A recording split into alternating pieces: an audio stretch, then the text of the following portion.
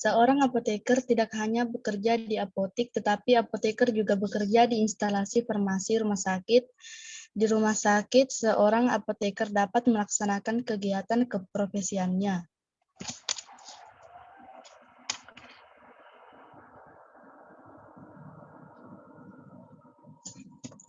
Pengertian rumah sakit. Rumah sakit adalah institusi pelayanan kesehatan yang menyelenggarakan pelayanan kesehatan perorangan secara paripurna yang menyediakan pelayanan rawat inap, rawat jalan, dan gawat darurat. Rumah sakit dibedakan menjadi dua, yaitu rumah sakit umum dan rumah sakit khusus. Rumah sakit umum adalah rumah sakit yang memberikan pelayanan kesehatan pada semua bidang dan jenis penyakit. Sedangkan rumah sakit khusus adalah rumah sakit yang memberikan pelayanan utama pada satu bidang atau satu jenis penyakit tertentu berdasarkan disiplin ilmu, golongan umur, jenis penyakit, atau kekhususan lainnya.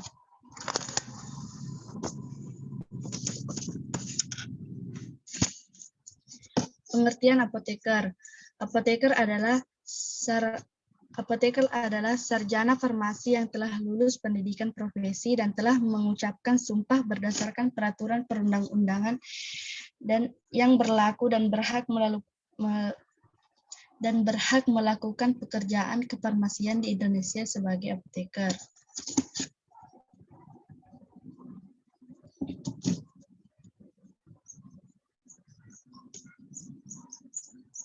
Peran apoteker di rumah sakit. Ada 10, yaitu 1. Peranan dalam manajemen farmasi rumah sakit. 2. Peranan dalam pengadaan pembekalan farmasi. 3. Peranan dalam penyiapan obat. 4. Peranan dalam distribusi obat. 5. Peranan dalam kontrol kualitas obat. 6. Peranan sebagai pusat informasi. 7. Peranan dalam komunikasi, nasihat, dan konsultasi. 8. Peranan dalam farmasi dan terapi serta penerbitan formular. 9. Peranan dalam pendidikan. 10. Peranan dalam peneliti.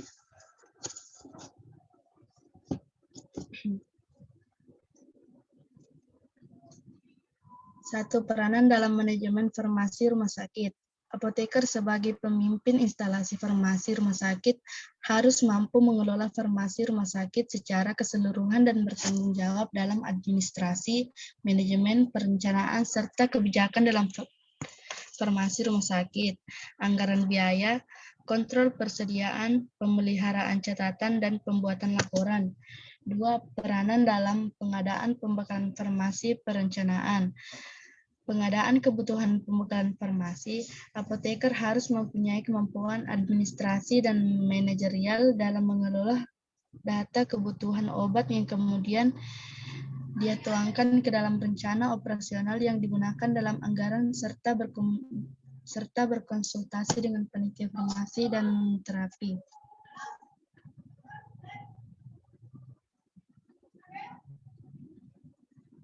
3. Peran dalam penyiapan obat, peraturan, dan penyimpanan obat.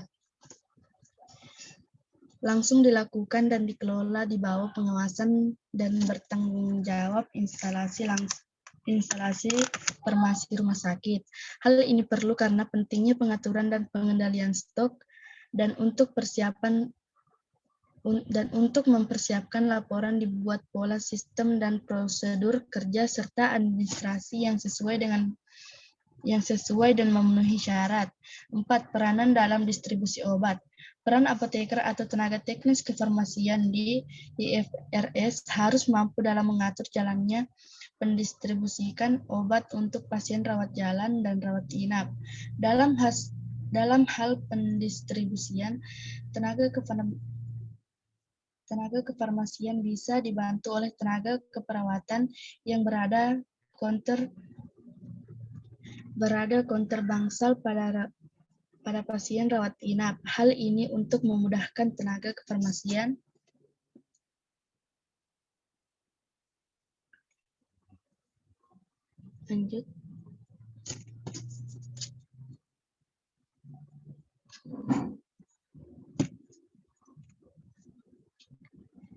5. Peranan dalam kontrol kualitas obat. Seorang apoteker atau tenaga teknis kefarmasian sebagai pelaku kontrol terhadap kualitas obat galenika, analitik, biologis, mikrobiologis, fisika, dan kimia, karena hal ini dapat mempengaruhi kualitas pelayanan dan juga pendapatan rumah sakit. 6. Peranan sebagai pusat informasi tenaga teknis kefarmasian. Tenaga teknis kefarmasian tidak hanya sebagai sarana penyalur obat, namun juga sebagai pusat informasi diantaranya. 1. Memberikan informasi mengenai obat bagi yang memerlukannya. Mengevaluasi dan membandingkan obat-obatan yang tergolong dalam satu kelompok farmakologis. 2. Membantu para dokter dalam pemilihan obat yang aman dan efektif. 3. Mendidik tenaga paramedis. 4. Bertukar informasi dengan apoteker di rumah sakit lain untuk lebih meningkatkan pengetahuan tentang cara memberikan informasi mengenai obat.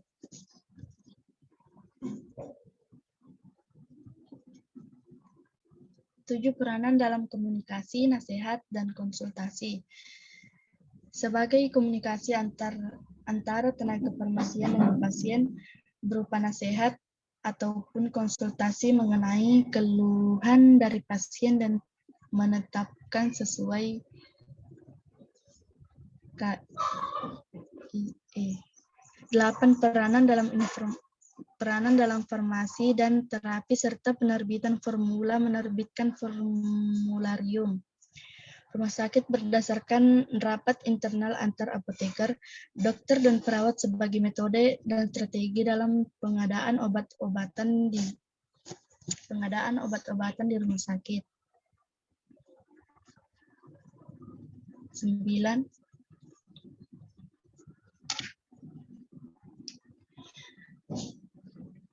Peranan dalam pendidikan.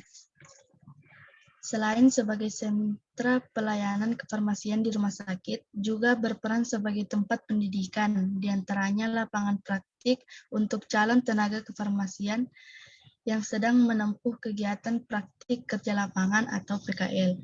10. Peranan dalam peneliti PK. Selain sebagai sentra pelayanan kefarmasian di rumah sakit, juga berperan dalam kegiatan penelitian yang menyangkut dengan kefarmasian.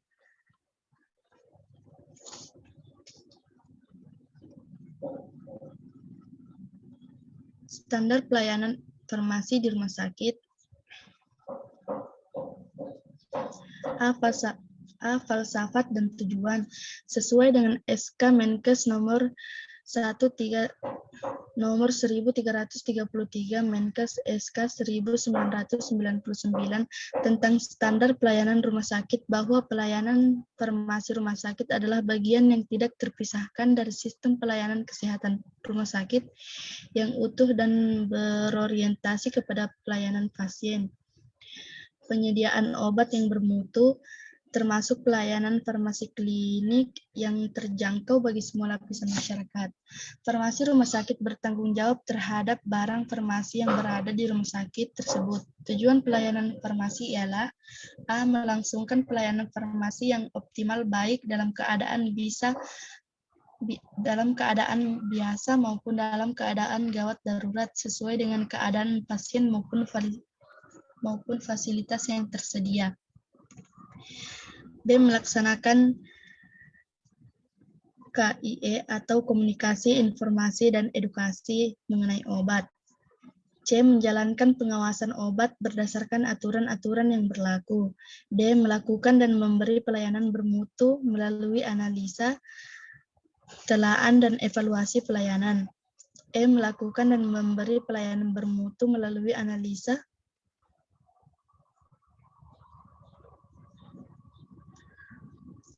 F. Mengawasi dan memberi pelayanan bermutu melalui analisa, telaan, dan evaluasi pelayanan.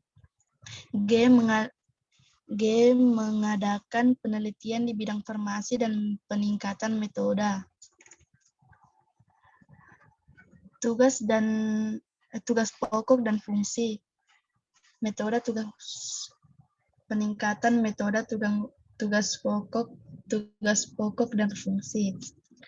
H. Memfasilitasi dan mendorong tersusunnya standar pengobatan dan formularium rumah sakit.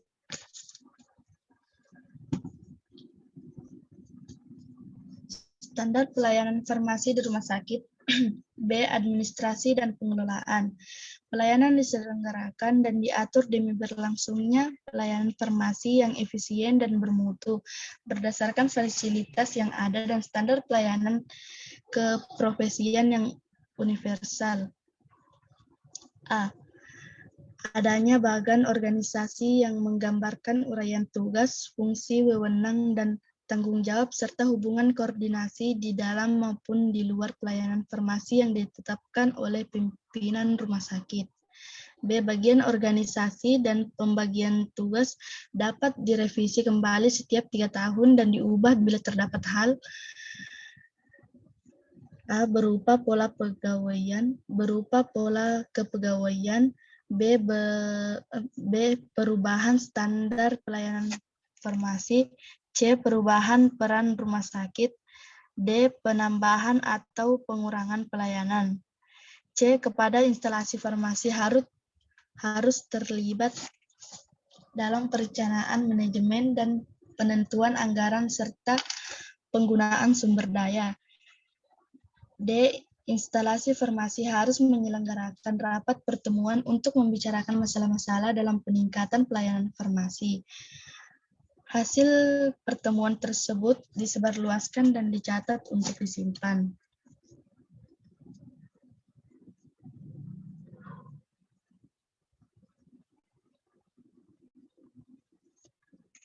E. Adanya komite atau panitia farmasi dan terapi di rumah sakit dan apoteker instalasi farmasi rumah sakit menjadi sekretaris komite atau panitia. F. Adanya komunikasi yang tepat dengan dokter dan paramedis serta selalu berpartisipasi dalam rapat yang membahas masalah perawatan atau rapat antar bagian atau konferensi dengan pihak lain yang mempunyai relevansi dengan farmasi. G. Hasil penilaian atau pencatatan konduit terhadap staf didokumentasikan secara rahasia dan hanya digunakan oleh atasan yang mempunyai wewenang untuk itu.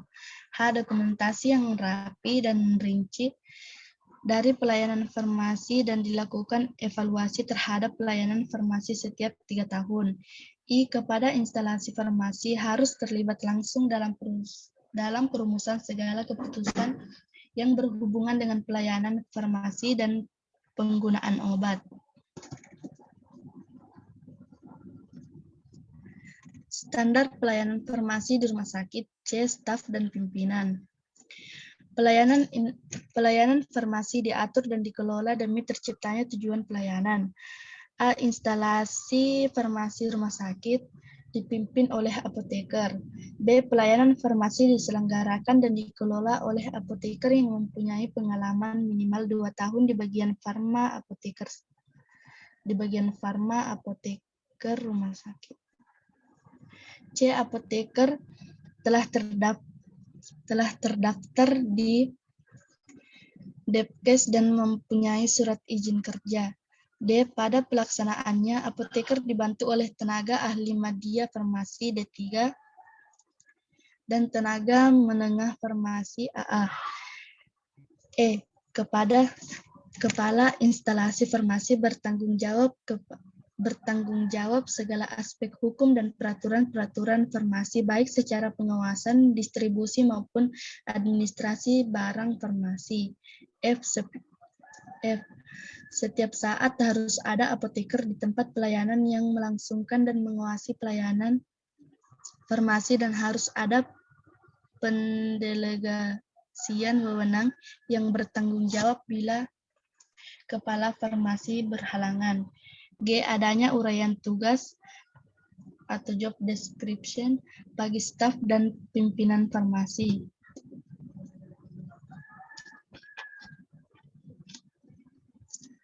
Landasan hukum yang digunakan apoteker untuk bekerja di rumah sakit. Pelayanan kefarmasian di rumah sakit didukung oleh beberapa hukum untuk menegaskan akan pekerjaan seorang apoteker atau farmasis di sebuah rumah sakit. Keputusan-keputusan tersebut diantaranya adalah: 1. Menurut Undang-Undang Republik Indonesia Nomor 4 Tahun 2009 tentang Rumah Sakit. Rumah sakit adalah institusi pelayanan kesehatan perorangan secara paripurna yang menyediakan pelayanan rawat inap, rawat jalan, dan gawat darurat. Dari definisi tersebut, yang dimaksud dengan pelayanan kesehatan secara paripurna adalah pelayanan kesehatan yang meliputi A. Promotif atau peningkatan kesehatan, B. Preventif, upaya pencegahan penyakit, C. Kuratif, penyembuhan penyakit, D. Rehabilitatif, pemulihan kesehatan. Untuk memenuhi sebuah aspek pelayanan kesehatan secara paripurna tersebut, dilakukan juga pelayanan farmasi yang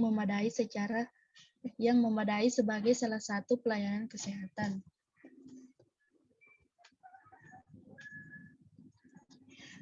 Landasan hukum yang digunakan apoteker untuk bekerja di rumah sakit.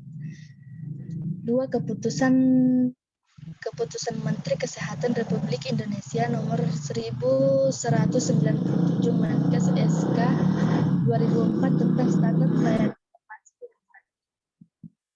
3. Peraturan perundang-undangan dari mulai Undang-Undang Nomor 36 tentang Kesehatan, Undang-Undang Nomor 44 2009 tentang rumah sakit, memberi ruang yang sangat luas bagi apoteker sebagai aktor utama pelayanan kefarmasian.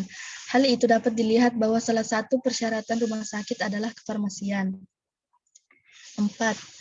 Menurut SK Menkes Nomor 1197 Menkes SK 2004, fungsi instalasi farmasi rumah sakit adalah sebagai tempat pengelolaan pembekalan farmasi serta memberikan pelayanan kefarmasian dalam penggunaan obat dan alat kesehatan.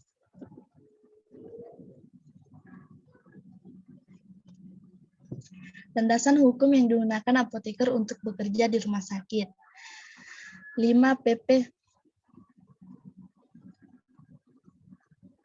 PP 51 tahun 2009 pasal 19 tentang pekerjaan kefarmasian yang menyatakan fasilitas pelayanan kefarmasian berupa apoteker, instalasi farmasi rumah sakit, puskesmas, toko obat, dan praktek bersama.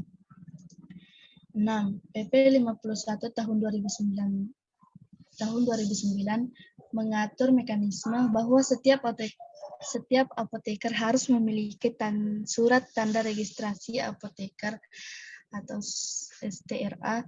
Kemudian jika apoteker akan melakukan pekerjaan kefarmasian di apotik atau e-farmasi rumah sakit, maka apoteker tersebut wajib memiliki surat izin praktik apoteker SIPA atau SIPA. Jika apoteker akan melakukan pekerjaan kefarmasian pada fasilitas produksi dan fasilitas distribusi atau pelayanan, maka apoteker wajib memiliki surat izin kerja SIK. 7. PP 51 tahun 2009 tentang pekerjaan kefarmasian pasal 52 ayat 2 huruf A menyatakan bahwa seorang apoteker hanya dapat melaksanakan praktik di satu apotik atau puskesmas atau instalasi farmasi rumah sakit.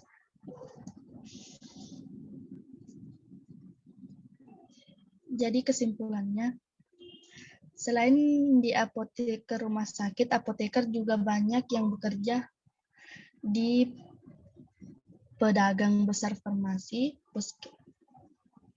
puskesmas, Badan Pengawasan Obat dan Makanan, Departemen Kesehatan baik pusat maupun daerah, sebagai tenaga pendidik atau dosen di perguruan tinggi, sebagai guru di sekolah menengah farmasi, industri obat, industri tradisional, industri kosmetik, lembaga penelitian tenaga kefarmasian, dan di beberapa tempat lainnya. Terima kasih. Baik, itu tadi materi yang telah disampaikan oleh teman kita, Dian. Apakah ada kelompok lain yang ingin memberikan pertanyaan atau masih ada yang kurang dipahami?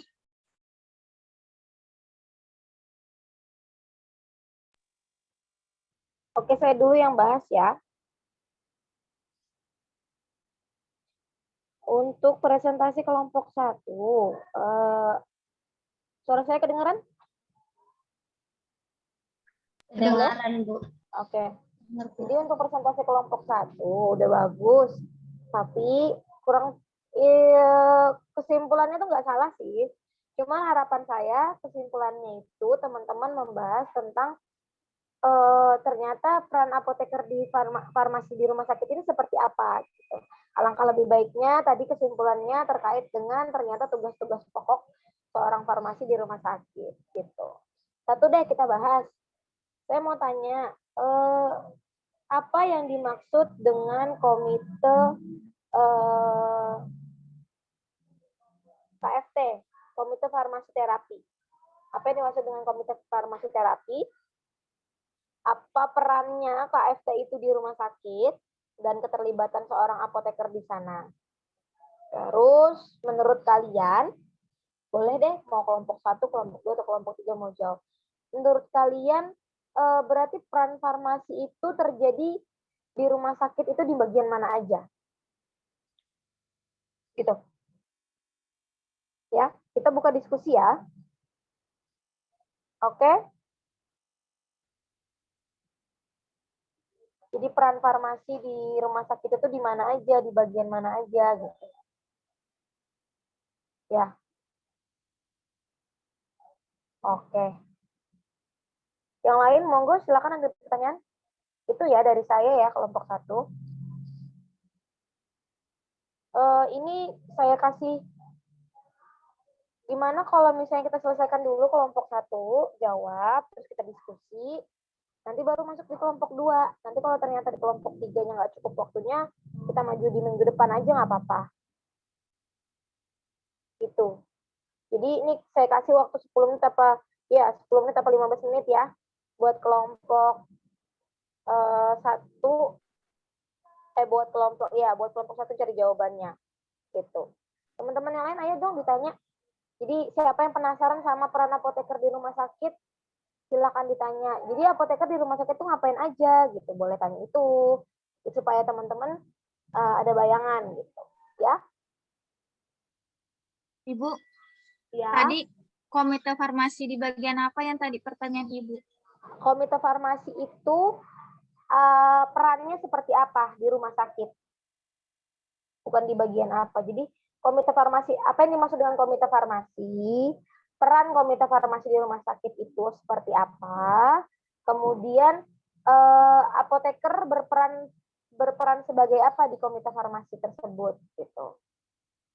Nah, yang kedua terkait tentang peran farmasi di rumah sakit itu adanya di mana aja? Seorang farmasi, seorang apoteker itu di rumah sakit itu di bagian mana aja? Yang harus ada apoteker gitu. Di rumah sakit, di bagian mana? Gitu ya. Oke, yang lain boleh nanya loh. Yang nggak paham langsung nanya aja. Nanti kalau saya nggak bisa jawab, saya bantu jawab. Gitu. Kita tunggu 10 menit buat dijawab ya. Silahkan. Ibu, saya ingin bertanya.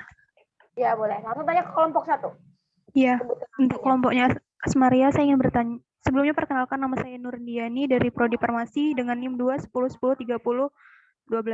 Pertanyaan saya, menurut kalian mengapa standar pelayanan farmasi itu diperlukan dan sebutkan poin-poin tujuannya? Terima kasih.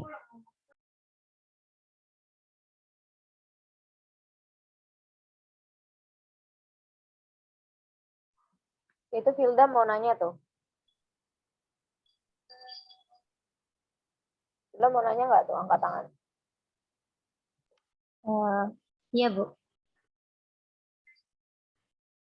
Sebelumnya perkenalkan, nama saya Firdayanti dengan NIM 210103007 dari Prodi Farmasi. Di sini saya ingin bertanya kepada kelompok 1 yang materinya tentang peranan apoteker di rumah sakit. Nah, kan tadi ada dijelaskan tentang kepala instalasi rumah sakit yang menjaga pendistribusian obat.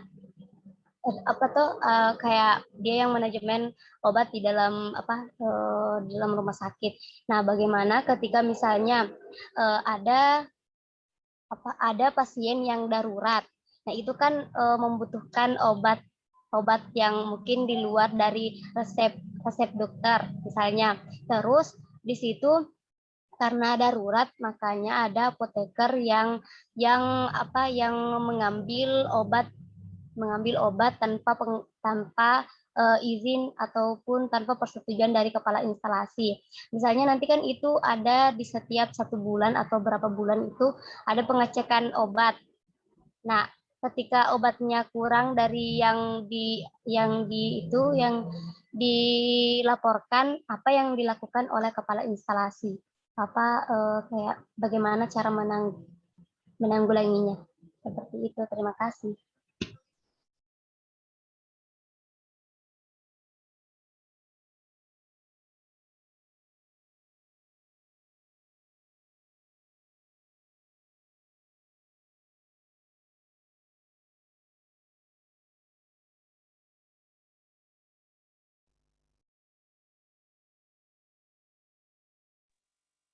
Oke, cukup pertanyaannya. Ada lagi yang mau ditanyakan? Kita kasih kelompok 1 waktu 10 menit lah ya. 10 menit ya kelompok 1 biar ada challenge-nya. Nanti kalau nggak bisa saya bantu jawab, nggak apa-apa. Itu ya. 10 menit dari sekarang.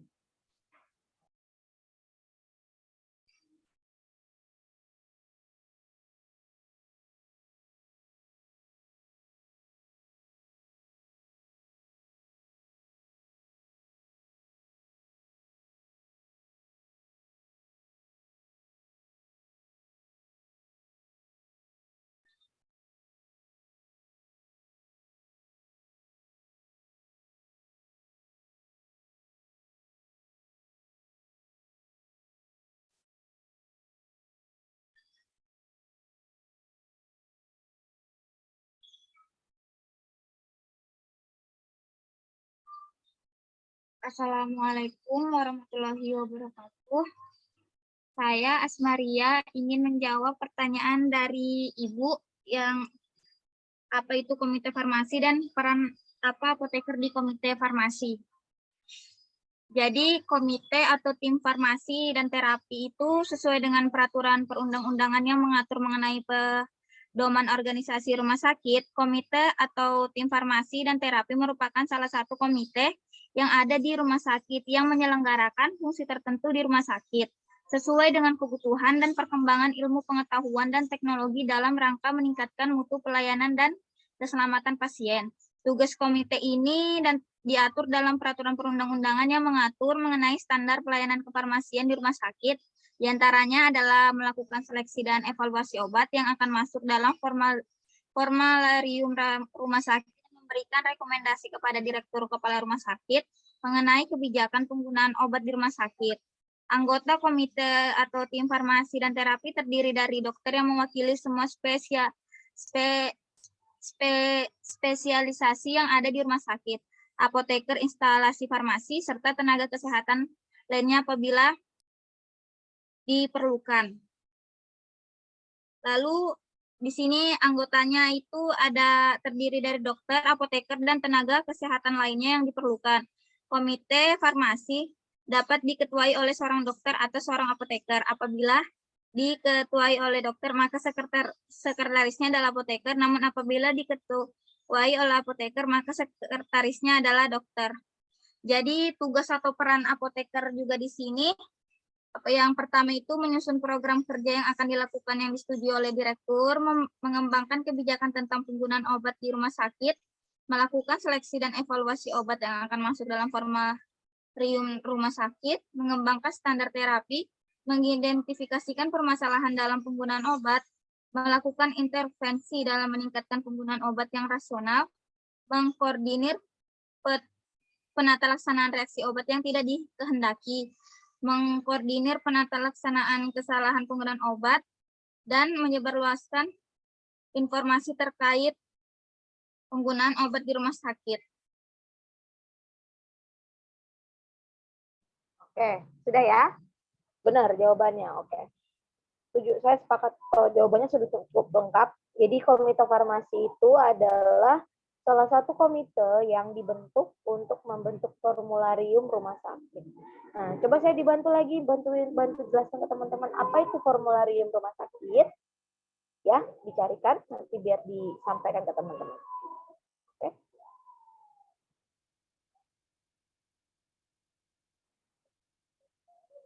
Silakan kalau mau jawab pertanyaan yang lain dulu boleh.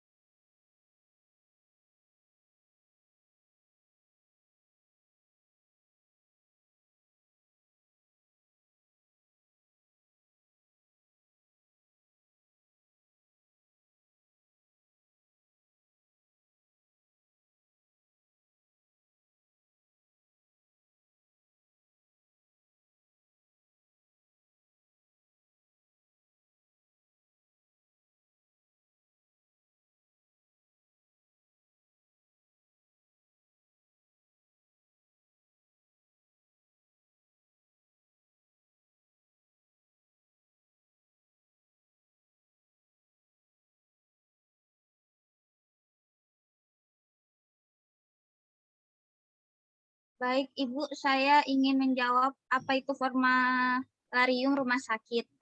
Formularium itu merupakan suatu dokumen yang secara terus-menerus direvisi, memuat sediaan obat dan informasi penting lainnya yang merefleksikan keputusan klinik, mutakhir, dan staf medik rumah sakit.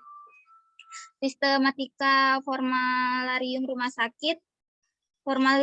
Formularium rumah sakit setidaknya mencakup 1. Sambutan direktur atau kepala rumah sakit. 2. Kata pengantar ketua komite atau tim farmasi dan terapi. 3. Surat keputusan direktur rumah sakit tentang tim penyusun formularium rumah sakit. 4. Surat pengesahan formularium rumah sakit. 5. Kebijakan penggunaan obat di rumah sakit. 6.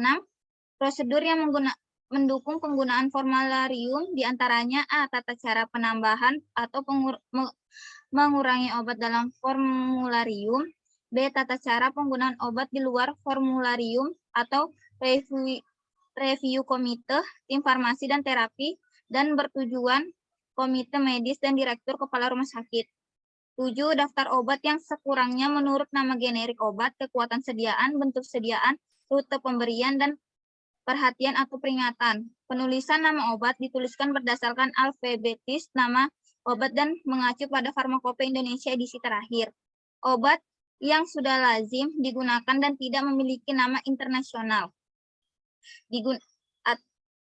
atau INN digunakan nama lazim.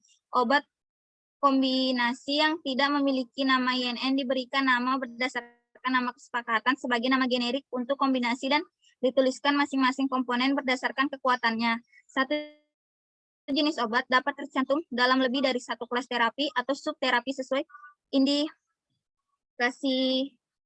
medis. Lalu di sini juga ada kriteria pemilihan obat untuk masuk formularium rumah sakit. Yang pertama itu obat yang dikelola di rumah sakit merupakan obat yang memiliki nomor surat izin edar atau NIE. Yang kedua, mengutamakan penggunaan obat generik. Ketiga, memiliki rasio manfaat resiko yang paling menguntungkan penderita. Keempat, menguntungkan dalam hal kepatuhan dan penerimaan oleh pasien. Kelima, memiliki rasio manfaat biaya yang tertinggi berdasarkan biaya langsung dan tidak langsung. Dan yang terakhir, 6, obat lain yang terbukti paling efektif secara ilmiah dan aman, yang paling dibutuhkan untuk pelayanan dengan harga terjangkau. Dalam rangka meningkatkan kepatuhan terhadap formularium rumah sakit, maka rumah sakit harus mempunyai kebijakan terkait dengan penambahan dan pengurangan obat dalam formularium rumah sakit dengan mempertimbangkan indikasi penggunaan, efektivitas, risiko, dan biaya. Lalu di sini juga ada tahap penyusunan formularium rumah sakit. Penyusunan obat dalam formularium rumah sakit berdasarkan kebutuhan rumah sakit mengacu pada data morbiditas di rumah sakit. Tahap penyusunan formularium rumah sakit sebagai berikut. Yang pertama itu meminta usulan obat dari masing-masing kelompok staf medis atau KSM dengan berdasarkan pada paduan praktik klinis PKK dan clinical pathway. Yang kedua itu membuat rekapitulasi usulan obat dari masing-masing KSM berdasarkan standar terapi atau standar pelayanan medik. Yang ketiga itu pengelompokan usulan obat berdasarkan kelas terapi. Keempat, membahas usulan tersebut dalam rapat komite atau tim farmasi dan terapi jika diperlukan. Dapat meminta masukan dari pakar. Yang kelima, pengembalian rancangan hasil pembahasan komite atau tim farmasi dan terapi dikembalikan ke masing-masing staf medik fungsional SMF untuk mendapat umpan balik. Yang keenam, membahas hasil umpan balik dari masing-masing SMF untuk mendapatkan obat yang rasional dan cost efektif. 7. Menyusun usulan daftar obat yang masuk ke dalam formularium rumah sakit. Yang ke-8, menyusun usulan kebijakan penggunaan obat. Yang ke-9, penetapan formularium rumah sakit oleh direktur. 10. Melakukan edukasi mengenai formularium rumah sakit kepada seluruh tenaga kesehatan rumah sakit. Yang terakhir, melakukan monitoring dan kepatuhan. Lalu yang terakhir itu ada revisi formularium rumah sakit. Penyusunan dan revisi formularium rumah sakit dikembangkan berdasarkan pertimbangan terapeutik dan ekonomi dari penggunaan obat agar dihasilkan formularium rumah sakit yang selalu mutakhir dan dapat memenuhi kebutuhan penggunaan obat yang rasional.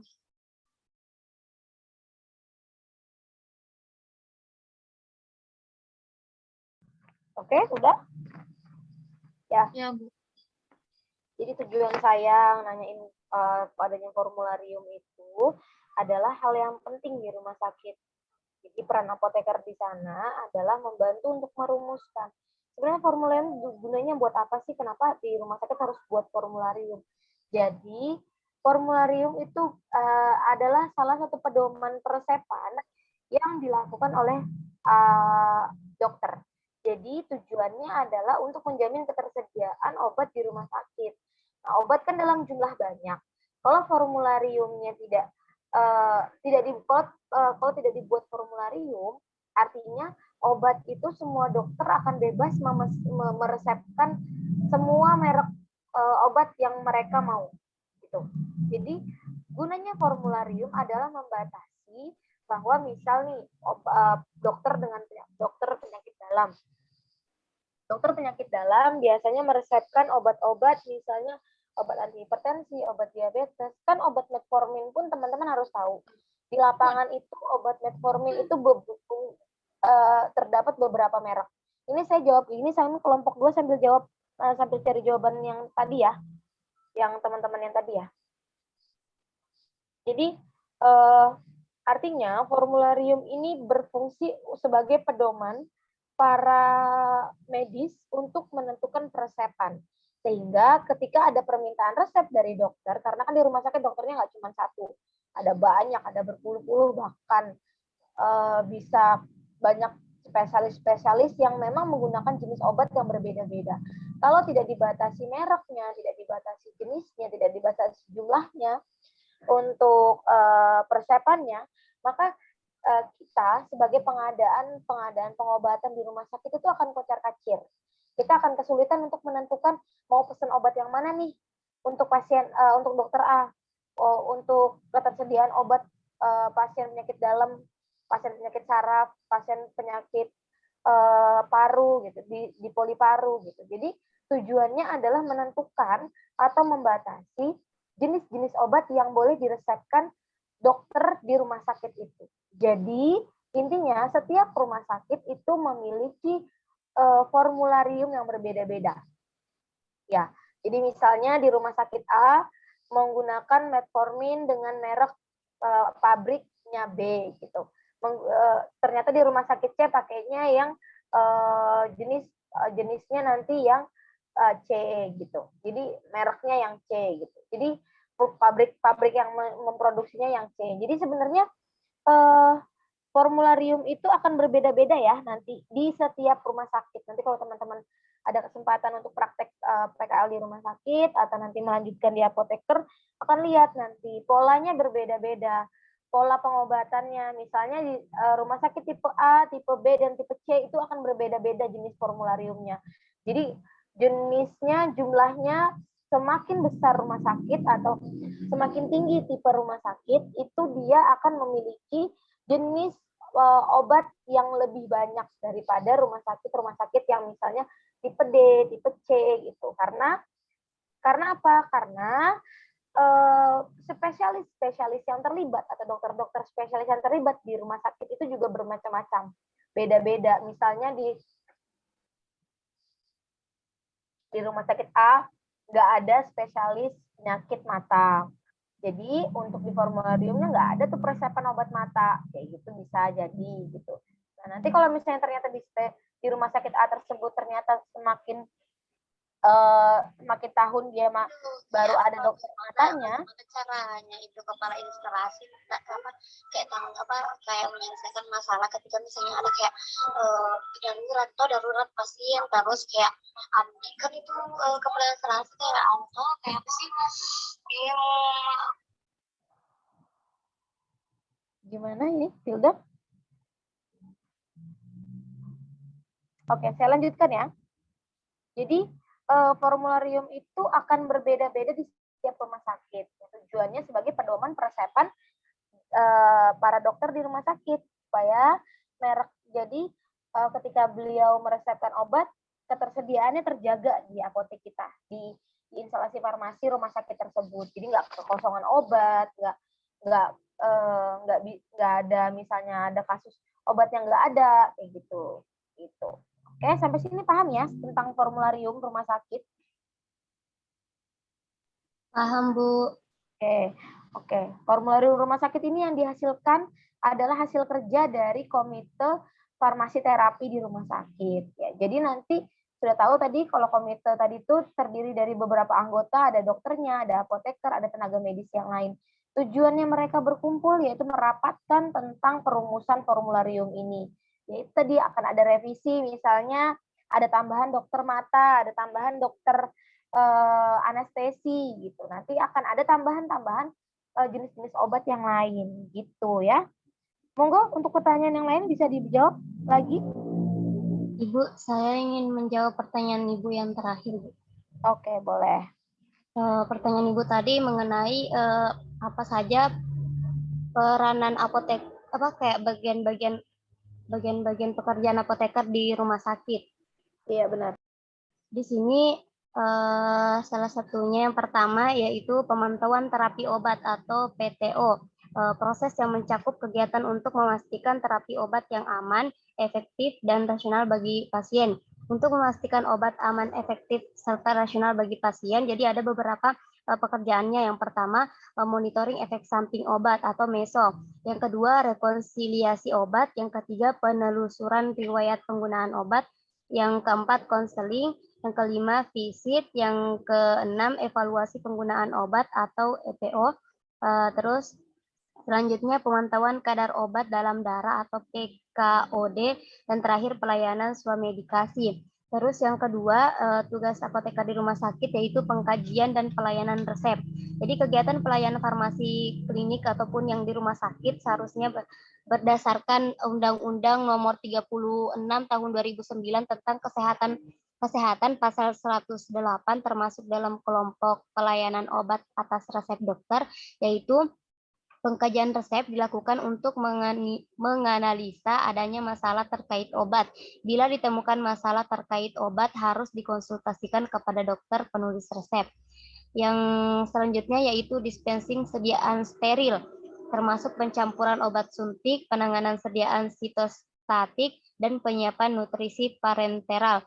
Yang terakhir yaitu pelayanan dispensing sediaan radiofarmasi. Pelayanan informasi obat merupakan jenis pelayanan kefarmasian yang berdiri sendiri menurut Undang-Undang 36 tahun 2009 pasal 108.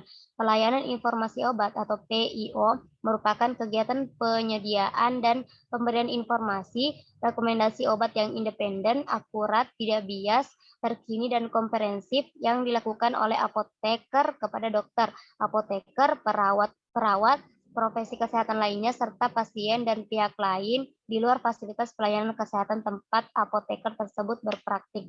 Ini saya temukan, Bu, di Instagram Isma Farsi Indonesia. Terima kasih.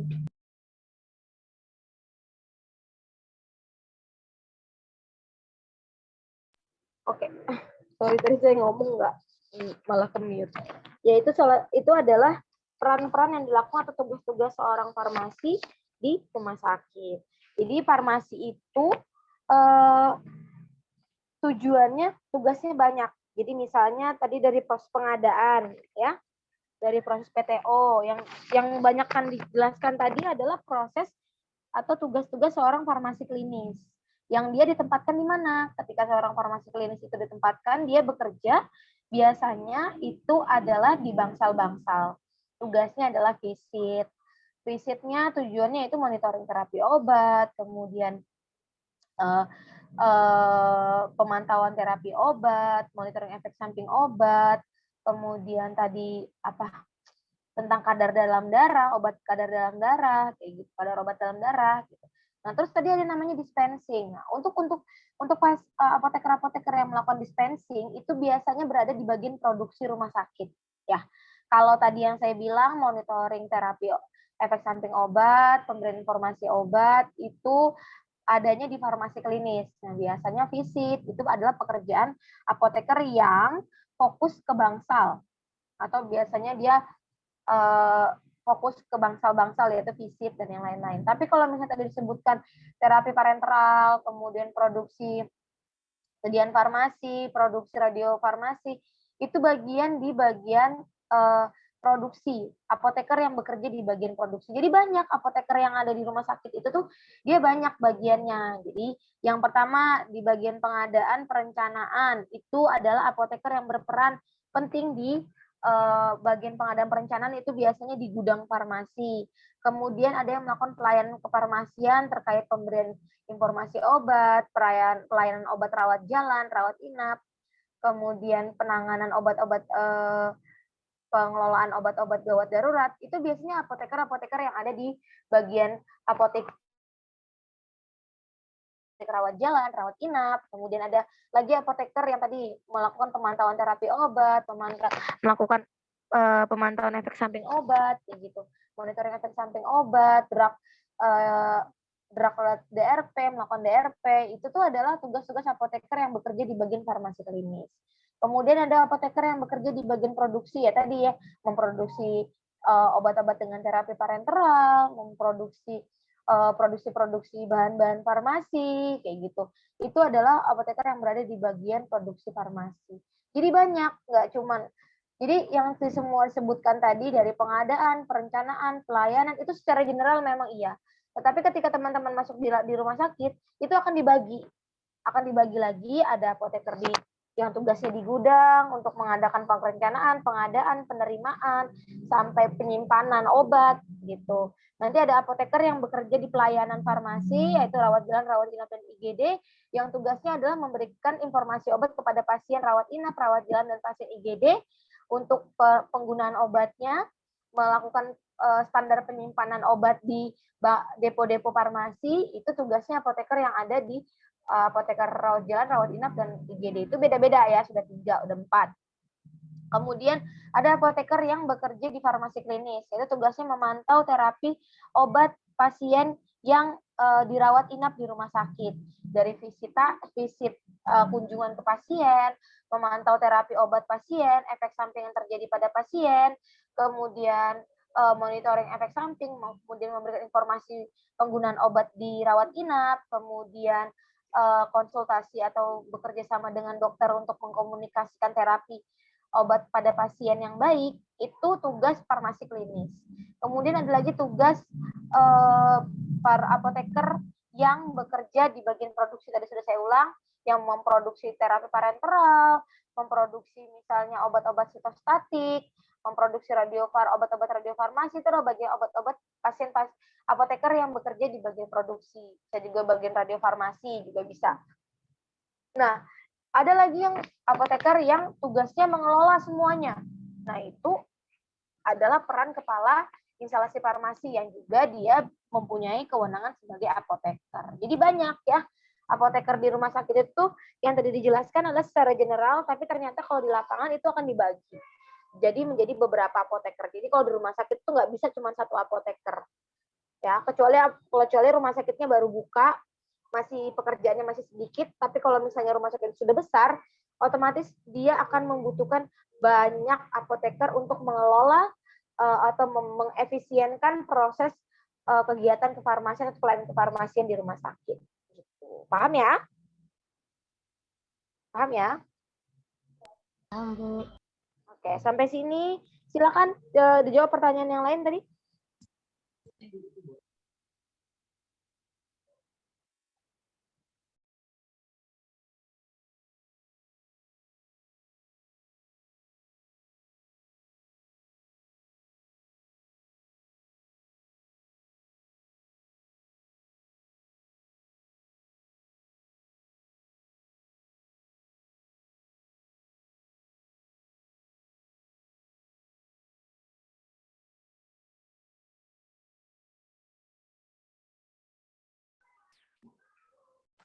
Ibu, Iya, silakan. izin mau jawab pertanyaan dari Nurindi. Boleh, silakan langsung dijawab aja. Anggap aja saya nggak ada, langsung ngobrol. Nanti saya bantu jawab kalau misalnya belum ketemu jawabannya. Farmasi menjadi salah satu tenaga kesehatan yang dipercaya masyarakat dunia, khususnya kaum terpelajar untuk memberikan pelayanan kesehatan terutama tentang obat. Standar pelayanan kefarmasian bertujuan untuk meningkatkan mutu pelayanan kefarmasian, menjamin kepastian hukum bagi tenaga kefarmasian, dan melindungi pasien dan masyarakat dari penggunaan obat yang tidak rasional dalam rangka keselamatan pasien. Udah, Bu. Tadi siapa nanyanya? Nurindi. Iya, Bu. Nanya apa tadi, gimana? Pertanyaannya, Farmasian. menurut kalian mengapa standar pelayanan farmasi itu diperlukan dan sebutkan poin-poin tujuannya? Oke. Terus jawabannya apa? Jawabannya tadi siapa yang mau jawab tadi? Saya, Bu. Kenapa tadi? Apa jawabannya? Bertujuan untuk meningkatkan mutu pelayanan kefarmasian, menjamin kepastian hukum bagi tenaga kefarmasian, dan melindungi pasien dan masyarakat dari penggunaan obat yang tidak rasional dalam rangka keselamatan pasien. Oke. Coba dibuka PPT-nya terkait tentang standar pelayanan kefarmasian. Poin-poinnya tadi dari melakukan apa gitu. Coba dibuka dulu PPT-nya.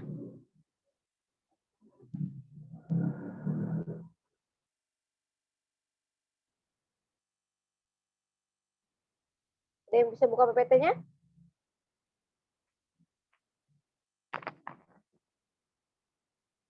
Udah share screen?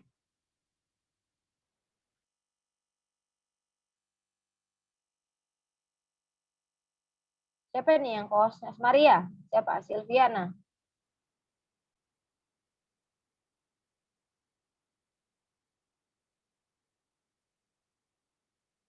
Siapa? Halo? Oke, kita Share pakai. PPT yang tadi, Kak, Bu. Yep, coba di-share dulu. Saya mau lihat tadi. Ada nggak poin standar pelayanannya? Apa aja?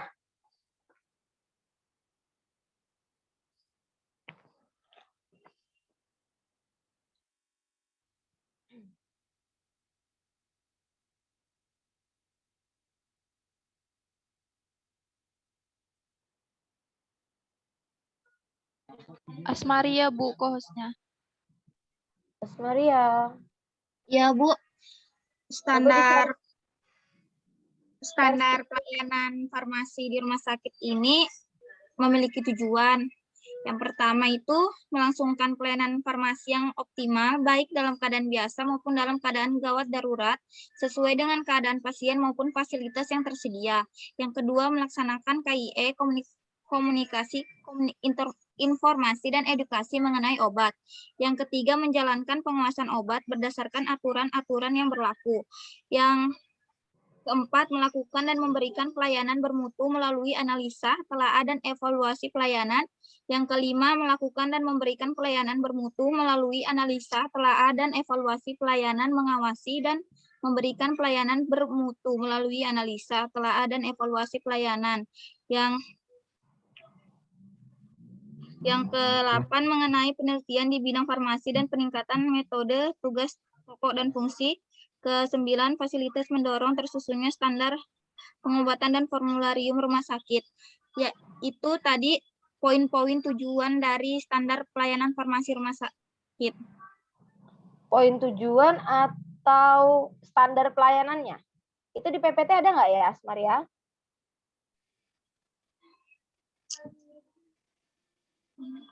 Jadi gini, mungkin maksudnya, tadi siapa yang nanya? Sorry, saya lupa. Silvi, siapa yang nanya? Tadi lupa saya. Siapa? Rindi ya? Rindi yang nanya, oke. Maksudnya Rindi, jadi kalau misalnya ada peran farmasi ketika melakukan komunikasi, informasi, dan edukasi di rumah sakit, itu tujuannya apa? Yaitu tujuan standar pelayanan seperti itu, melakukan standar pelayanan seorang farmasi di rumah sakit, yaitu melakukan komunikasi, informasi, dan edukasi kepada pasien. Tujuannya apa?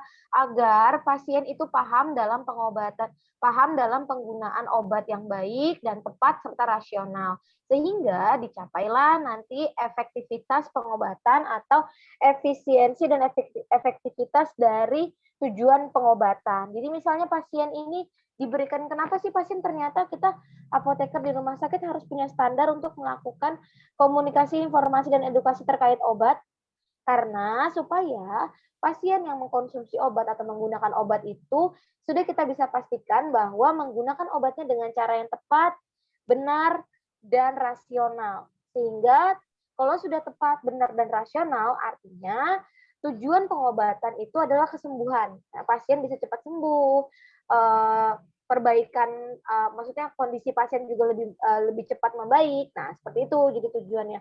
Terus kenapa ada standar pembuatan penyusunan formularium di rumah sakit? Tadi sudah saya bahas bahwa tujuannya adalah sebagai pedoman dokter agar meresepkan obat-obat yang hanya ada di formularium tersebut. Tujuannya adalah untuk menghindari kekosongan dari pengobatan, kekosongan obat, dan itu merupakan optimalisasi dari pengelolaan obat gitu. Terus ada standarisasi, ada standar pelayanan farmasi terkait tentang pengadaan dan perencanaan. Tujuannya apa? Kok kita harus melakukan perencanaan dan pengadaan di rumah sakit? Yaitu tujuannya agar ketersediaan obat di rumah sakit itu tetap terpenuhi. Jadi tidak ada kasus kekosongan obat. Karena kita sudah merencanakan dengan baik, sudah melakukan pengadaan dengan baik, artinya obat-obat di rumah sakit itu tuh ketersediaannya selalu ada, tidak terjadi obat kosong gitu. Terus melakukan manajemen pengelolaan obat yang baik gitu. Tujuannya apa?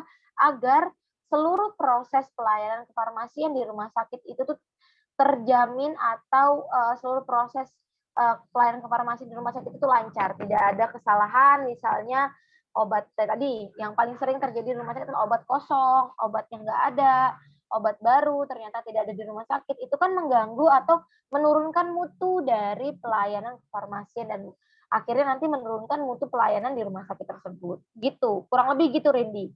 Jadi setiap poin itu sebenarnya ada tujuannya, benar kata Rindi. Tujuannya apa? Kita harus tahu. Makanya kita harus melakukan sesuai dengan standar. Seperti itu ya. Oke? Ya, oke. Pertanyaan selanjutnya. Tadi. Saya pertanyaan dari Fuldayanti, Bu. Ya, boleh. Jawab. Boleh dijawab. Secara singkatnya itu pertanyaannya, bagaimana cara kepala farmasi menyelesaikan masalah ketika dalam keadaan darurat ada pasien yang sakit lalu memberikan obat itu tanpa izin. Yang ini saya belum mendapatkan jawaban secara detailnya bagaimana, tapi setelah saya dengan pikiran dengan jawaban saya ini, menurut saya di rumah sakit itu memang menjadi harapan masyarakat untuk memperoleh pelayanan kesehatan. Pada dasarnya dalam keadaan darurat, fasilitas pelayanan kesehatan baik pemerintah maupun swasta wajib memberikan pelayanan kesehatan bagi penyelamatan nyawa pasien dan mencegah kecacatan terlebih dahulu. Jadi kan kalau misalnya memang darurat memang harus ke rumah sakit, tapi kan biasanya tidak langsung dikasih obat. Biasanya tuh kita diperiksa dulu kan sama perawat atau dokternya, jadi tidak langsung dikasih obat. Jadi mungkin ketika dikasih obat itu pasti ada prosedur-prosedurnya di dalam rumah sakit itu. Dan untuk mungkin lebih lanjutnya bisa dibantu oleh Ibu menjawab pertanyaan dari Hilda. Oke. Tadi coba Hilda ulangin tadi pertanyaannya, tujuannya. Jadi saya ngambil poin pertanyaannya seperti apa? Coba. Hilda boleh diulangin pertanyaannya? Baik, Bu. Pertanyaan saya, Bu, singkatnya, bagaimana cara kepala instalasi farmasi menyelesaikan masalah ketika misalnya ada pasien yang darurat dan ada beberapa apoteker atau salah satu apoteker yang mengambil obat tanpa izin, Bu? Ini misalnya seperti penggunaan obat psikonarko ya? Apa bukan? Bukan? Obat dalam rumah sakit. Obat tanpa izin gitu, ngambil obat tanpa izin, tapi untuk siapa? Untuk pasien atau untuk dia sendiri? Untuk pasien, Bu. Oh, untuk pasien yang masuk ke rumah sakit ya? Iya, Bu. Oke, gitu. Jadi intinya ada misalnya kondisi di mana obat itu tidak boleh digunakan sembarangan, tetapi dengan kondisi gawat darurat harus dipakai dan dipakai untuk pasien gawat darurat di rumah sakit kan ya, bukan untuk pribadi kan? Kasusnya seperti Iya, itu. Bu. Oke. Untuk kasus-kasus gawat darurat, standar pelayanan di rumah sakit terkait untuk instalasi atau unit gawat darurat itu ada standar sendiri. Jadi ada perbedaan pengelolaan obat di IGD sama di depo rawat jalan, rawat inap, dan di tempat-tempat yang lain. Jadi kalau di IGD itu akan ada kata-kata darurat. Nah, sebenarnya kasusnya Filda ini seperti misalnya ada obat-obat yang tidak boleh digunakan tanpa ada persetujuan dari apoteker. Misalnya obat-obat injeksi narkotika, obat-obat injeksi anestesi yang sifatnya itu harus menggunakan pencatatan yang penting. Nah, ketika ada gawat darurat, kondisinya misalnya apoteker atau yang menjaga hanya asisten apoteker, di mana tidak berwenang untuk melakukan pengeluaran pemantauan obat yang tidak diizinkan tanpa persetujuan apoteker, tetapi ternyata gawat darurat harus digunakan. Nah, untuk di gawat darurat, untuk di unit farmasi gawat darurat, kita punya sendiri daftar obat-obat yang namanya dia masuk ke daftar obat emergency kit. Ya, jadi obat emergency kit ini pengelolaannya itu tidak di internal farmasi. Ada beberapa rumah sakit yang mengadakan, jadi emergency kit ini adalah salah kumpulan-kumpulan obat-obat emergensi yang diletakkan di unit IGD atau unit-unit gawat darurat lainnya, bisa di poli, bisa di rawat inap, ruang perawatan rawat inap gitu. Nah, isinya adalah obat-obat yang memang harus dilakukan pemantauan oleh apoteker. Ya, paham sampai sini? Jadi isinya itu satu lemari misalnya itu isinya obat-obat yang keluar masuknya harus apoteker harus tahu. Tapi karena untuk kepentingan gawat darurat, jadi obat-obat tersebut boleh berada di unit gawat darurat dengan beberapa syarat.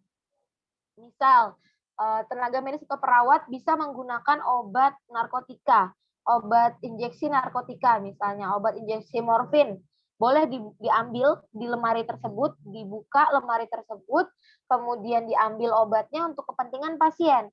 Agar pasien untuk misalnya untuk mengatasi nyeri hebatnya pasien. Kita boleh suntikan dengan syarat sudah diresepkan oleh dokter, ya. Peresepan oleh dokter harus menggunakan obat narkotika, ternyata obat narkotika itu tuh digunakannya malam tanpa ada apoteker misalnya. Jadi boleh digunakan, diambil di lemari emergency kit tersebut, lemari emergency, kemudian diambil, kemudian dibuka kuncinya, terus itu digunakan untuk pasien A. Nah, setelah menggunakan, syaratnya adalah harus melakukan pelaporan rutin kepada instansi farmasi IGD. Jadi ada farmasi di IGD kan, harus melakukan laporan rutin. Saya mengambil obat morfin pada jam sekian oleh saya atas nama siapa perawat yang mengambil, resepnya sudah ada, kemudian atas nama pasien siapa, kemudian jumlahnya berapa sisanya gitu. Jadi detail. Boleh. Jadi ini adalah salah satu pengelolaan obat di rumah sakit yang terkait di unit gawat darurat gitu. Jadi boleh, ada proses itu boleh dilakukan gitu.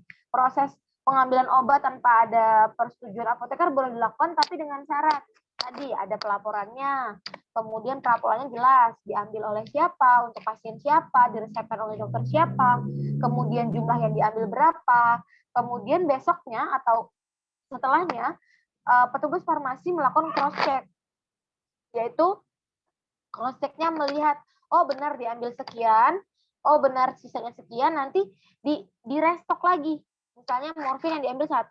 Nah, kemudian petugas farmasi, walaupun bukan apoteker atau asisten apotekernya datang ke IGD, unit gawat darurat, ke lemari tersebut, kemudian diganti yang tadi diambil, dimasukkan lagi, jadi lengkap lagi isinya, dikunci kembali, gitu. Jadi ada tahapnya sendiri, nanti teman-teman akan belajar sih tentang emergency kit, terus lemari emergency itu teman-teman akan belajar sendiri nanti. Gitu. Jadi sebenarnya kalau sudah terjadi di rumah sakit, ada terjadi kasus emergency, maka bukan berarti obat itu kalau nggak ada apoteker nggak boleh keluar, enggak. Jadi kalau sudah ada kata-kata emergency, memang dibutuhkan atas advice dari dokter, itu boleh dengan beberapa syarat tadi gitu. Itu ya, Filda. Menjawabkah? Baik, Bu. Alhamdulillah terjawab. Terima kasih. Iya. Oke. Ada lagi yang tanyain? Boleh nih kita buka diskusi. Siapa tahu mau nanya lagi. Sudah habis ke pertanyaannya? Masih ada lagi yang ditanyakan tadi teman-teman kelompok 1? Kayaknya kelompok 2 dan 3 minggu depan aja deh ya. Soalnya waktunya udah mau habis nih. Oke. Yuk, kelompok pertanyaan selanjutnya boleh nih buka diskusi lagi.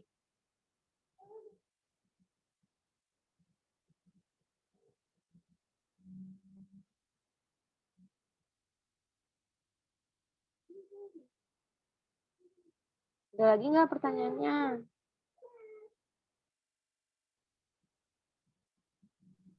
Bu, Ya? itu kan apoteker di rumah sakit itu melakukan pelayanan juga ya, Bu? Nah, bagaimana cara membedakan itu, Bu? Tugasnya apoteker yang melakukan pelayanan sama ini, Bu, sama apa sih? Yang manajemen. Perawat, Bu, perawat. Ya, perawat. Oh, membedakan tugas seorang apoteker dengan perawat? Iya, Bu, yang apoteker yang melakukan pelayanan, Bu. Maksudnya, oke. Ya, di rumah sakit sebenarnya apoteker yang melakukan pelayanan di rumah sakit itu sudah jelas job desk-nya, yaitu melakukan pelayanan di instansi farmasi. Jadi kalau tentang perawat, kalau memang mungkin Hilda pernah lihat kali ya apoteker yang melakukan perawatan di rumah sakit gitu. Itu biasanya di rumah sakit yang saya kurang tahu ya, kalau sudah sesuai dengan standar atau sudah terakreditasi, rumah sakitnya tidak boleh ada penumpukan kegiatan atau penumpukan job desk itu tadi. Jadi kalau apoteker ya kerjanya cuma di instansi farmasi, menyiapkan obat, memberikan pelayanan obat, pengelolaan obat, manajemen obat. Udah, tidak boleh melakukan pekerjaan yang memang itu ruang lingkup dari seorang perawat. Ya, misalnya kalau perawat kan menyuntikkan obat, terus ternyata perawat itu melakukan tensi di rawat inap, kayak gitu-gitu. Nggak ada siasat untuk membedakan, karena memang kalau sudah rumah sakit itu sudah terstandar atau memang sudah terakreditasi oleh Kementerian Kesehatan, maka pasti dia tidak akan mempunyai job desk yang tumpang tindih seperti itu gitu. Sudah jelas perbedaan pekerjaannya, mana apoteker, mana perawat, kemudian mana dokter, mana ternyata instansi-instansi yang lain gitu. Ibu kalau di ruang IGD itu apoteker berperan juga Kak Bu? Ya, jadi tapi enggak, kalau jadi bayangannya tadi ini ya apoteker ada di IGD gitu ya. Enggak. Jadi di instansi di unit gawat darurat itu nanti akan ada ruangan sendiri yang khusus untuk obat untuk apotek IGD. Jadi ada apoteknya sendiri. Jadi kalau di IGD itu bukan berarti apoteker sendiri gitu.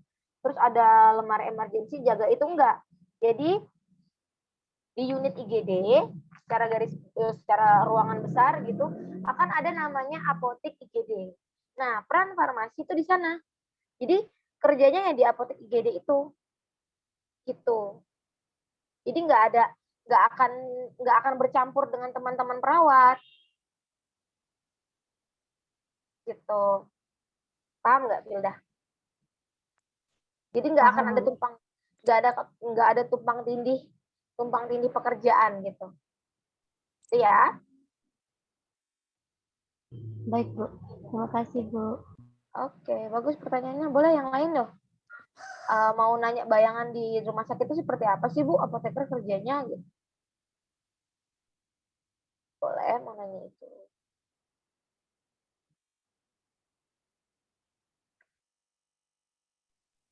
Ibu izin masuk. Boleh. Tadi kan saya baca di Google peran apoteker itu di rumah sakit jadi sebagai manajemen dan administrasi juga, Bu. Itu pekerjaannya yang seperti apa, ya? Iya. Ya, manajemen dan administrasi. Jadi biasanya bagian manajemen administrasi ini dia membawahi beberapa proses. Biasanya dia membawahi tentang surat menyurat atau faktur-faktur dari pengadaan, dari gudang. Itu bisa manajemen. Manajemen yang secara menyeluruh dia akan mengatur semua proses pelayanan kefarmasian di rumah sakit. Jadi semuanya diatur.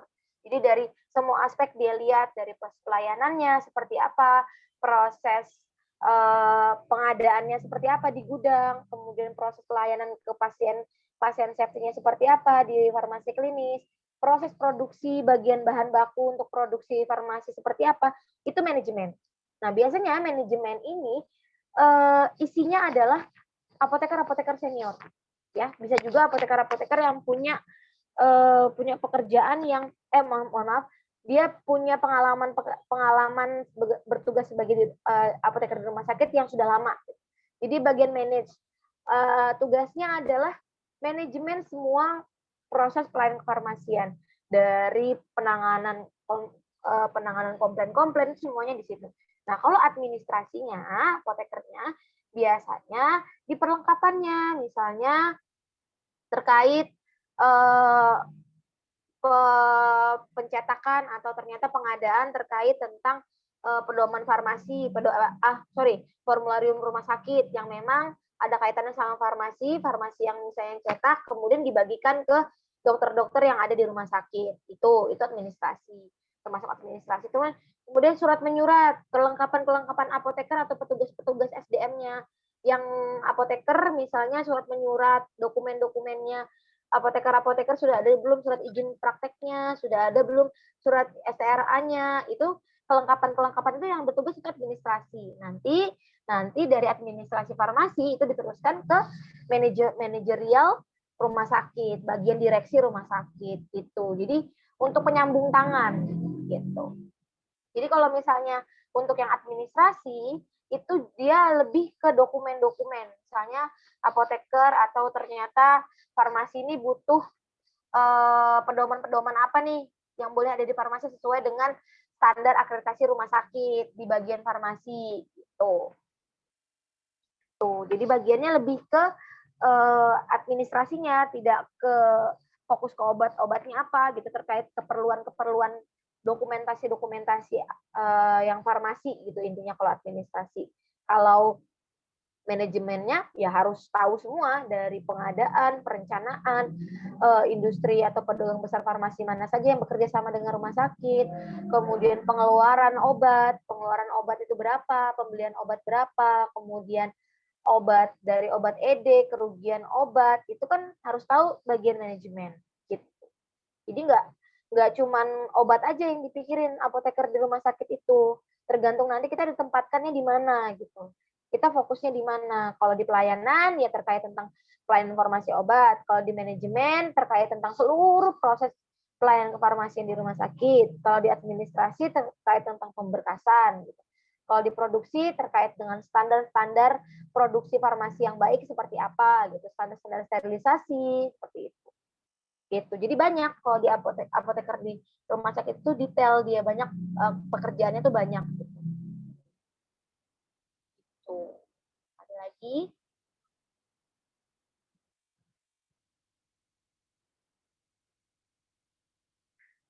Nah, ada mau penasaran terus gimana Bu apoteker di rumah sakit itu? Kalau banyak itu gimana? Atau gimana gitu. Apa nanya aja. Mumpung kita bahas tentang peran apoteker di farmasi. Jadi nggak usah khawatir kalau di rumah sakit itu pasti banyak apoteker yang diperlukan gitu. Job desk-nya beda-beda, fokusnya juga beda-beda. Jadi nggak bisa disamain walaupun sama-sama apoteker. Jadi fokusnya beda-beda. Apoteker di gudang, apoteker yang bertugas untuk melakukan pengadaan atau melakukan penyimpanan ini, dia fokusnya kemana? Bukan fokus bagaimana pasien tahu cara penggunaan obat, tapi apoteker yang di gudang akan fokus pada bagaimana cara menyimpan obat dengan baik. Gitu. Misalnya obat vaksin disimpannya di mana? Obat infus bagusnya berapa tumpuk? Obat infus ini tahannya berapa lama? Misalnya terus obat manitol, misal injeksi manitol, ini bolehnya disimpan pada suhu berapa? Kerusakannya tanda-tandanya seperti apa? Nah, itu adalah apoteker yang bekerja di gudang. Apoteker yang bekerja pada proses penyimpanan. Jadi dia fokus pada standar stabilitas penyimpanan obat-obatan gitu. Injeksi, infus, kemudian tablet, kemudian alat kesehatan gitu. Gitu ya.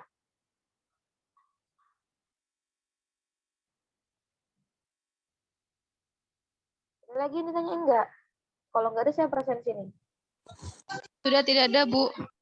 Oke, sudah mau habis juga waktunya ya. Kita jam 15.10 kan? Iya, Bu. Oke. Presentasi 2 kelompoknya minggu depan, oke? Semoga sempat. Berarti Oke, tinggal minggu depan ya pertemuan kita. Ya. Jadi minggu depan langsung 2 kelompok, Bu. Iya. Kan tinggal minggu depan nggak sih? Sudah 14 pertemuan perasaan saya. Ibu bisa nanya gak? Boleh, boleh. Andri boleh mau nanya. Nanyanya di rumah sakit sih. Nanyanya seperti ini. Di kemo tuh katanya obat-obatan masuk di dalam tubuh. Terus itu tidak bolehkan orang masuk ke ruang kemo. Takutnya tertular. Itu betul gak, Bu? Oke, kemoterapi itu bukan penularan ya. Jadi obat kemoterapi itu adalah obat yang memang dia bisa kalau masuk ke dalam tubuh, dia itu bisa membunuh sel-sel normal. Jadi orang-orang yang ada di dalam ruang produksi obat-obat kemoterapi itu adalah orang-orang yang sudah terlatih. Dan orang yang masuk ke dalam ruang produksi kemoterapi itu bukan sembarangan orang, tapi orang yang sudah menggunakan alat pelindung diri lengkap. Jadi misalnya nih, nah yang melakukan produksi peracikan obat sitostatik atau obat kemoterapi itu adalah seorang apoteker. Bisa apoteker, bisa asisten apoteker, ya kita-kita ini gitu.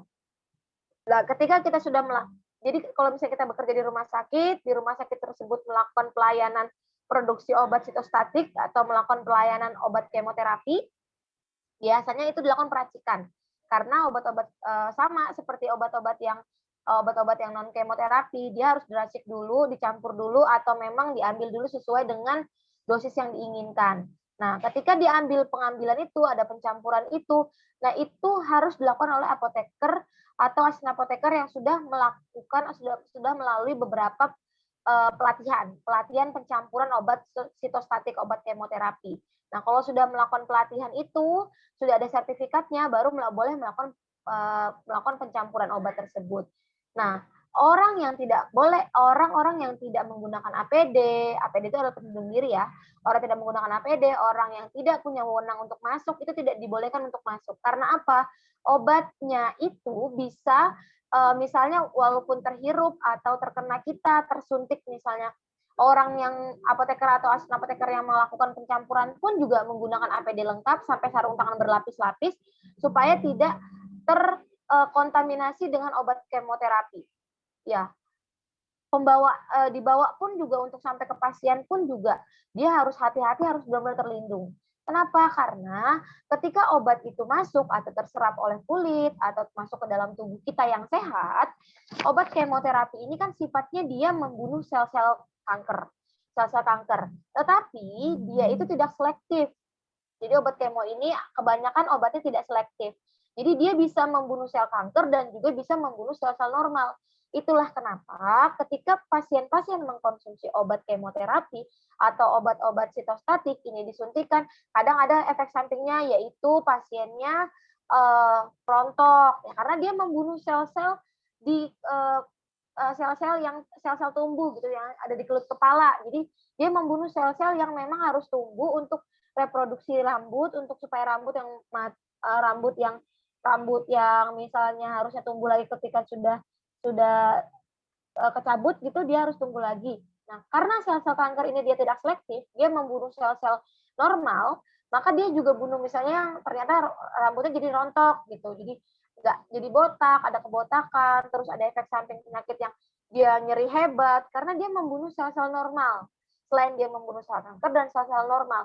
Nah, hal inilah yang dikhawatirkan kalau ternyata pasien orang yang sehat itu terlalu misalnya keluar masuk tanpa ada perlindungan diri di ruang kemo, itu akan berisiko besar.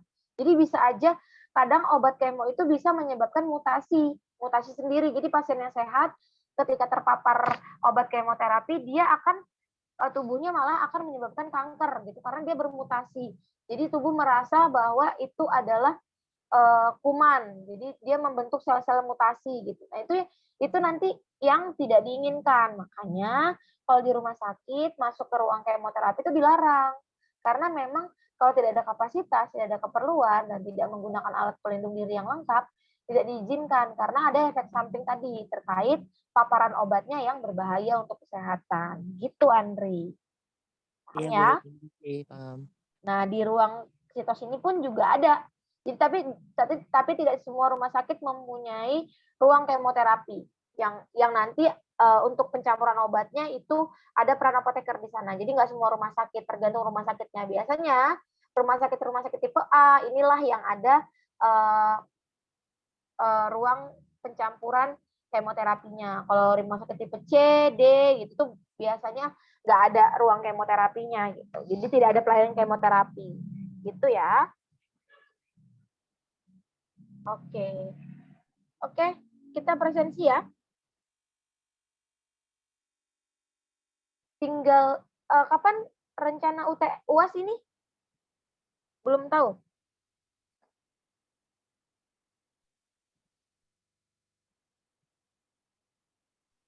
Oke, saya presensi ya. Andi Sridianti. Hadir, Bu. Andria Nur. Hadir, Ibu. Asmaria. Hadir, Bu. Risma Aulia. Hadir, Bu. Oke. Tadi ini kelompok ke-1 sampai Risma ya?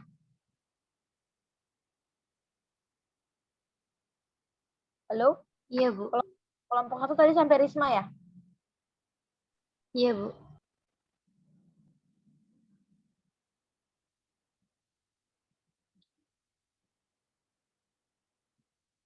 Sorry, saya tandain dulu.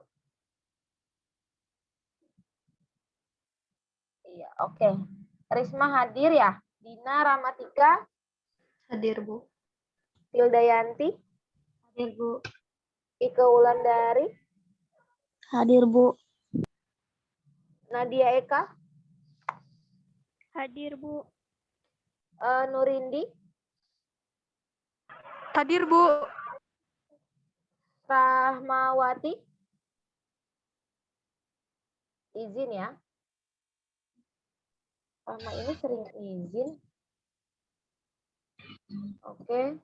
Silviana Dewi. Hadir, Bu. Oke. Oke. Oke, kita akhiri pertemuan kita hari ini karena waktunya juga sudah habis, sudah lewat. Semoga materi kita hari ini bermanfaat buat teman-teman. Presentasi selanjutnya kita lanjutkan minggu depan untuk kelompok 2 dan kelompok 3. Ya. Saya minta maaf kalau memang ada penjelasan saya yang kurang jelas. Kemudian semoga apa yang saya sampaikan bisa dimengerti. Kurang dan lebihnya saya mohon maaf. Assalamualaikum warahmatullahi wabarakatuh. Waalaikumsalam warahmatullahi wabarakatuh. Saya izin live ya. Iya, Bu.